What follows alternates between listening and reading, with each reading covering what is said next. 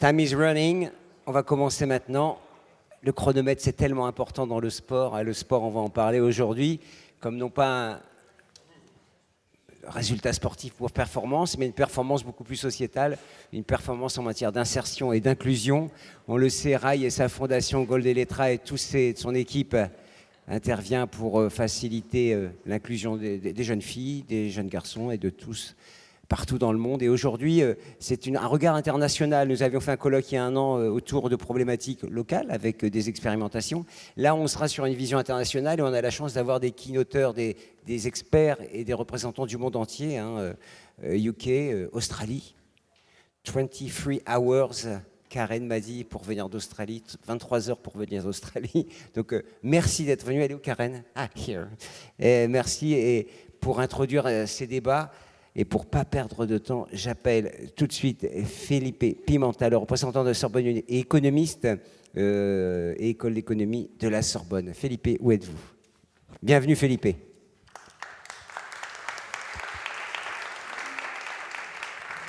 Il est branché, vous pouvez juste... Tout est branché. Allô, bonjour. Bon dia.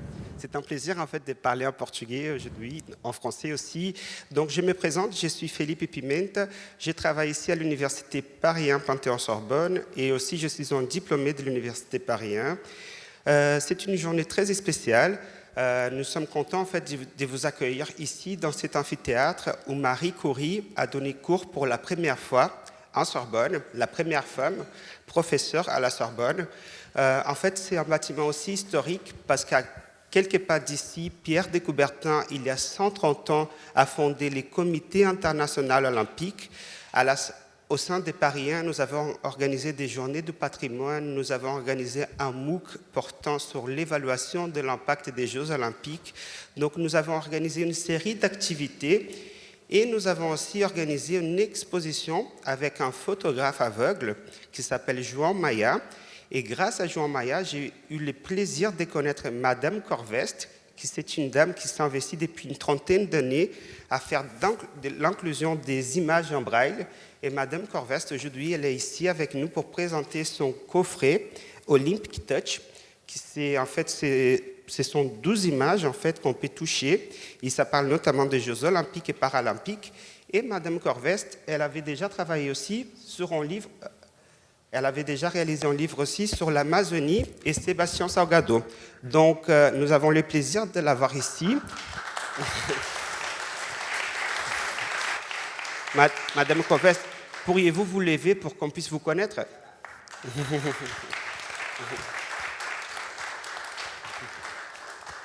Donc, merci beaucoup, Rai. Merci beaucoup, Madame Corveste. Madame Corveste, en fait, elle va être juste en face pour présenter ses livres. Et je pense que l'expérience la plus chouette qu'on peut avoir, c'est qu'elle puisse nous guider à toucher, à comprendre les brailles qui, il y a 240 ans, a été codifié ici en France. Et on a réalisé un partenariat avec l'association Dorina Noio au Brésil. Donc, c'est une matinée très franco-brésilienne.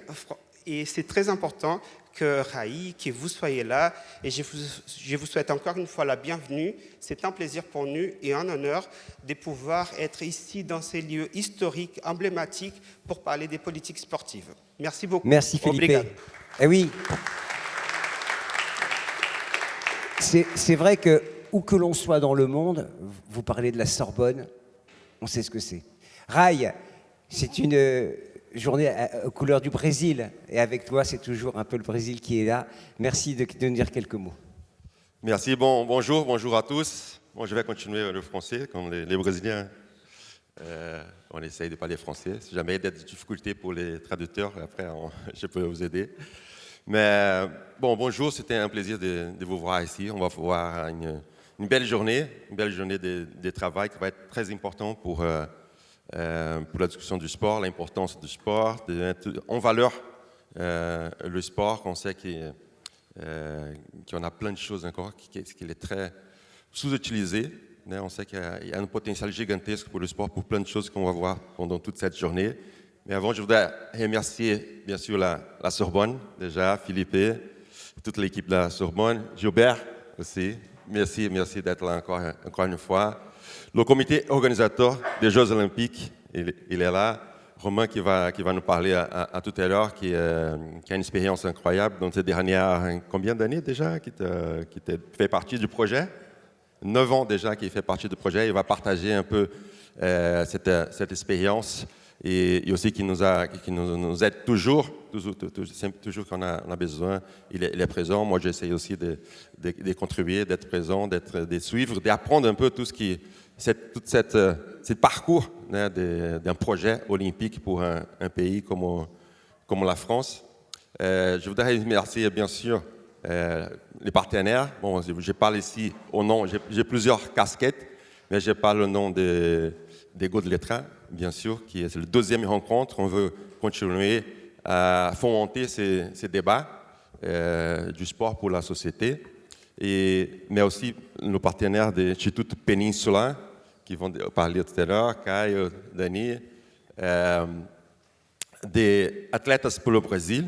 Aussi, on a des représentants ici d'Atletas pour le Brésil. Aujourd'hui, la directrice générale d'Atletas pour le Brésil est là, c'est ex-ministre du Brésil, Ana Moser, qui est là. Et moi pourquoi je suis content avec cette journée, je crois qu'elle va être très riche, c'est parce que je sais qu'à un moment donné, moi, depuis 25 ans, je travaille sur le terrain avec Go-de-Letra, des projets que j'ai beaucoup appris pendant ces 25 ans. Et plus on parle plus on voit les résultats, plus on a envie qu'on gagne en échelle tout ce que le sport peut apporter à notre société dans plusieurs domaines. Et plus je travaille, plus je vois le travail sur le terrain, plus je vois le travail des éducateurs, des coordinateurs, des pédagogues, des assistants sociaux qui savent utiliser le sport, plus ça me motive pour essayer de participer aussi au développement de la politique publique du sport pour le monde, pour notre pays, pour la France. Et parce qu'on sait qu'il y a plein de choses encore à avancer, à évoluer. C'est pour ça que ces débats, c'est important. Et c'est pour ça aussi que je me suis je suis retourné au banc de l'université, comme vous êtes là, pour un master de sciences politiques publiques. Depuis 2 ans, je le fais, je viens de finir. Je suis un jeune diplômé. Et merci.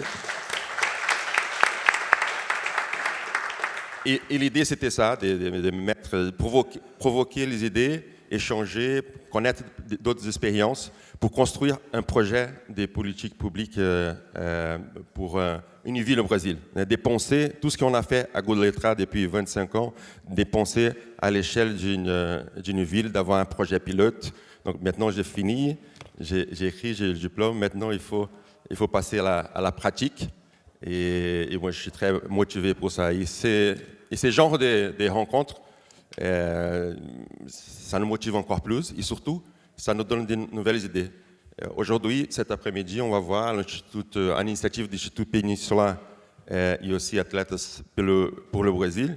Ils sont en train de construire une vraie proposition de politique publique pour tout le pays. Moi, j'ai pensé à une petite ville de 10-15 000 habitants. Mais l'idée de ces rencontres aussi, c'est de présenter une étude qui est faite depuis quelques années, mais surtout les derniers 6 mois avec des spécialistes, une étude qui va continuer qui est très vivant là. C'est pour ça qu'on veut beaucoup écouter de ceux qui vont participer. C'est très vivant parce que d'ici à la fin d'année, ces groupes de travail vont présenter au gouvernement brésilien une nouvelle politique de sport pour le pays. Très, très ambitieux, un projet très ambitieux et qui peut vraiment changer la société brésilienne par le sport, par l'éducation, par la santé et tout ce que le sport peut apporter. Donc, merci beaucoup. Bonne journée Rai. à Merci. tous. On sera là. Il était temps que tu finisses tes études, hein, quand même. Hein. T'as pris le temps, hein, quand même. Mais on est très fiers. Sciences Po, hein, très chic. Hein. Franchement, tu as choisi ce qui se fait de mieux en France, en tout cas, avec la Sorbonne. Ana Moser, it's your turn. Alors, ancienne joueuse de volley, et médaillée de bronze aux Jeux d'Atlanta. It works. Et puis, vous êtes fondatrice d'un institut qui fait le lien entre l'éducation et le sport. Un mot d'introduction, s'il vous plaît. Bom dia, Bom dia a todos e a todas. Vou falar um pouco devagar para facilitar a tradução. E eu queria, primeiro, agradecer a presença de todos e todas, agradecer a organização que está nos recebendo aqui nesse encontro, a casa que é a Sorbonne, Raí com Gol de Letra, abrindo essa possibilidade de nós virmos para França, para Paris, uma semana antes dos Jogos Olímpicos, aproveitar essa convergência em torno do esporte para trazer esse debate que a gente está promovendo no Brasil, com as nossas instituições, como disse o Raí, com Atletas pelo Brasil, que nós criamos há 18 anos e que pensa como contribuir com o Brasil pelo esporte e, para isso, desenvolver um esporte que seja amplo, e democrático e que, com isso, contribua para o desenvolvimento do país. Então, esse é o esporte que a gente conheceu nas nossas infâncias, quando éramos crianças, e que nos desenvolvemos, em cima desse caminho, Então, a crença pelo esporte como desenvolvimento, é isso que nos move. E há uma série de... É um debate muito autêntico e muito atual, a questão do desenvolvimento das pessoas, dos povos, dos países, e como avançar a questão da qualidade de vida, a questão da convivência, do desenvolvimento dos potenciais humanos e toda a crise que a inatividade física causa, os impactos negativos que causa, inclusive na economia dos países. Então, trazer essa discussão para esse ambiente, aproveitar a experiência de outros países, agradecer muito a disponibilidade da Karen, de vir lá, enfim, de disponibilizar a sua experiência, e todos os outros que vão estar participando aqui dessa discussão hoje, e para que a gente possa ter uma amplitude dessa visão. E estamos gravando todas essas discussões de hoje exatamente para usar isso como conteúdo, como referência para a nossa construção e para a comunicação, para engajar outras pessoas e levar essa construção de conteúdo para além dessa sala. Então, de hoje aqui, dessa discussão que estamos tendo hoje. Então, esse é um momento muito, muito legal, muito rico, que uma aventura aí que a gente se colocou, para aproveitar o melhor de tudo, E a gente está aqui hoje num desses momentos de aproveitar o melhor que a gente tem aqui. Então, agradecer a presença de todos, desejar a todos uma ótima discussão hoje e é isso, que tenhamos o melhor resultado possível. Obrigada. Merci. Merci beaucoup. Et pour conclure, le plus chanceux d'entre nous, si je puis dire, puisque lui, il a la wildcard, puisqu'il peut circuler dans tout Paris, parce qu'il a accès, évidemment, de par ses fonctions, au JO, qui est l'événement quand même de ce mois de juillet et août.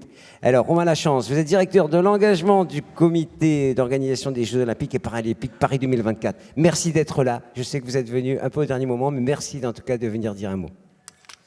Merci. Merci pour votre accueil. Merci beaucoup. Je vais tenter de résumer un peu toute l'action de Paris 2024 sur la partie engagement, mon job, de mobiliser la France, et la partie aussi héritage, qui est une partie importante. Juste, retour un peu en arrière, très rapidement. On est en 2015, on prépare la candidature de Paris 2024. On arrive près des Jeux de Rio en 2016, et là, on a besoin de soutien. On n'en a pas beaucoup encore à ce moment-là. il y a 5 villes qui sont candidates pour accueillir les Jeux à Paris 2024. Et j'ose appeler Raï, qui est ici, et qui me dit « Mais oui, on peut faire quelque chose pour toi au Club France avec le Gold Elettra, et on va organiser quelque chose de bien, etc. » C'était un événement qu'on a organisé au Club France ensemble à Rio en 2016, qui était génial. Et depuis, tu es là depuis le premier jour jusqu'à aujourd'hui, donc je veux vraiment te remercier pour ça. Merci à toi. Sur les Jeux Olympiques et Paralympiques, nous, on a une conviction forte depuis le début avec Tony Estanguet, c'est que ce n'est pas uniquement un événement sportif, c'est que les Jeux doivent apporter quelque chose de plus. Que les Jeux, on a une vision forte, c'est que le sport change les vies.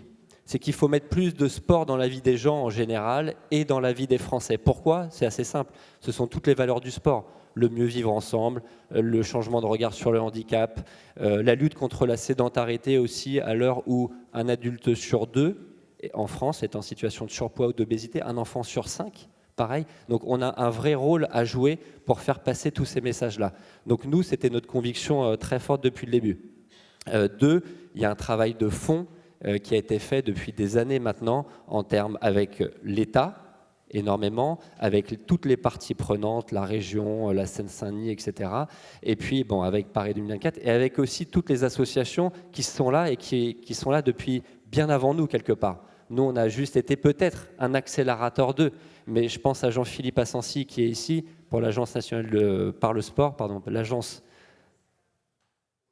pour l'éducation par le sport, excuse-moi. Et après, évidemment, donc, tu fais un travail exceptionnel depuis des années. Tu n'as pas attendu Paris 2024. J'espère que ça a peut-être donné un petit coup de pouce aussi. Je pense à l'Agence nationale du sport, justement, avec Frédéric Sanor, qui a aussi œuvré avec l'État, puisqu'il y a 5500 équipements sportifs de proximité qui ont été construits déjà dans le cadre des Jeux. Donc, en termes d'héritage matériel, c'est assez incroyable. Donc, aujourd'hui, voilà, il y a tout un collectif qui a œuvré pour livrer des Jeux assez exceptionnels et pour changer la place du sport dans notre pays. 2 choses, l'héritage matériel et immatériel. Matériel, je viens de vous en parler, 5500 équipements sportifs de proximité et ça va continuer. Nous, on a livré juste 2 équipements sportifs. On a livré le centre aquatique en face du Stade de France et le village des athlètes qui va accueillir, qui est ouvert aujourd'hui, ce matin, et qui va accueillir 10 000 athlètes pour les Jeux Olympiques, 4 500 pour les Jeux Paralympiques, qui va être transformé après en 4 000 logements. Donc un vrai quartier, où moi j'y suis allé, c'est assez incroyable, donc un vrai quartier qui répond aussi à un besoin du territoire. Pareil pour la piscine, pour le centre aquatique. Le centre aquatique, il y a un enfant sur 2 qui habite en Seine-Saint-Denis qui ne sait pas nager en rentrant en 6e. Donc il y avait un vrai besoin aussi de mettre plus de bassins, de proposer plus de piscines. D'ailleurs, il y a 18 bassins en plus en Seine-Saint-Denis qui vont être équipés après les Jeux ou qui ont déjà commencé. Sur les 5500 équipements sportifs de proximité importants, il y a 68% de ces équipements-là qui ont été construits, qui sont dans des territoires carencés, où il y avait peu de sport avant. Donc ça, c'est assez intéressant. Et puis, il y a un sujet quand même important sur le retour économique des Jeux aussi, parce que tout ça, il y a un retour économique qui est intéressant. On a eu une étude dernièrement qui montre, alors il y a 3 scénarios différents. Le scénario du milieu, il y a des retombées économiques des Jeux à 9 milliards d'euros. Alors vous savez que les Jeux financent les Jeux, c'est-à-dire qu'on est une entreprise, une association privée, on est financé par le CIO et par les partenaires, mais en plus, il y a 9 milliards d'euros de retombées économiques sur le scénario du milieu. Donc ça apporte quand même quelque chose à la France qui est assez dingue.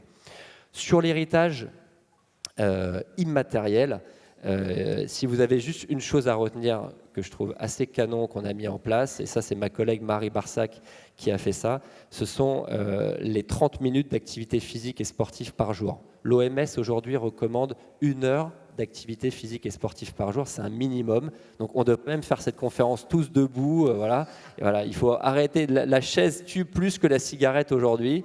Voilà, le meilleur médicament, c'est le sport. Donc aujourd'hui, on a 30 minutes d'activité physique et sportive par jour dans les écoles primaires. Aujourd'hui, nos enfants qui sont en école primaire ne font pas assez de sport et ça se joue à cet âge-là. Dans les 35 000 écoles en France, 30 minutes à partir de la rentrée. Il y en a déjà 10 000 qui l'ont mis en place cette année.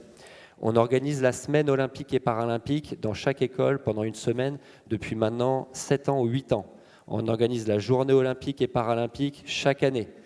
Donc, il y a à chaque fois depuis des années une volonté de Paris 2024, encore une fois, de changer la place du sport dans notre pays avec beaucoup d'initiatives comme ça.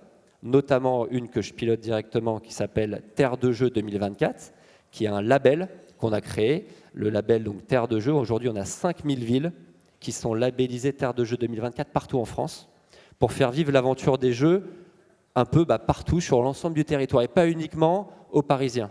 Donc ça, c'est assez incroyable, ça fonctionne très très bien. On a créé plus de 50 000 événements Terre de Jeux 2024 ou Paris 2024 depuis que le label existe depuis 5 ans. Pour vous donner un ordre d'idée, ce que c'était un peu notre référence à Londres 2012, ils ont commencé à engager 18 mois avant, ils ont fait déjà un super job, ils ont à peu près organisé 2000 événements. Là, on est à 50 000 événements. Voilà, donc on a un retour aussi des élus qui nous disent moi, j'ai organisé, depuis que je suis labellisé Terre de Jeux, ou depuis qu'il y a les Jeux à la maison, on a organisé 90% d'événements sportifs en plus. Depuis que je suis Terre de Jeux, à chaque conseil municipal, maintenant, à l'ordre du jour, il y a sport, il y a les Jeux Olympiques ou Terre de Jeux. On a élu on a nommé un directeur des sports parce qu'il n'y avait pas, on n'avait que de la culture. Ou on a maintenant un chargé des sports, un élu chargé des sports. Il n'y avait pas non plus. Donc on est en train de faire bouger les lignes petit à petit. Il y a encore du boulot. Il y a encore du boulot. Nous, on disparaît dans pas longtemps. Mais tous ces outils-là, on les lègue. On les lègue au mouvement sportif qui a fait un gros travail aussi. Et on les lègue à l'Agence nationale du sport. Donc Terre de Jeux va rester, la semaine olympique et paralympique va rester. Et voilà. Et donc c'était un travail un peu de fourmi. Je dis souvent à mon équipe, c'est vraiment un travail de petits pas, mais qui paye à un moment donné. Donc voilà, j'espère que vous serez en tout cas nombreux pour les Jeux Olympiques et Paralympiques et que vous allez tous rester à la maison dans quelques jours. Merci. Merci Romain. Merci.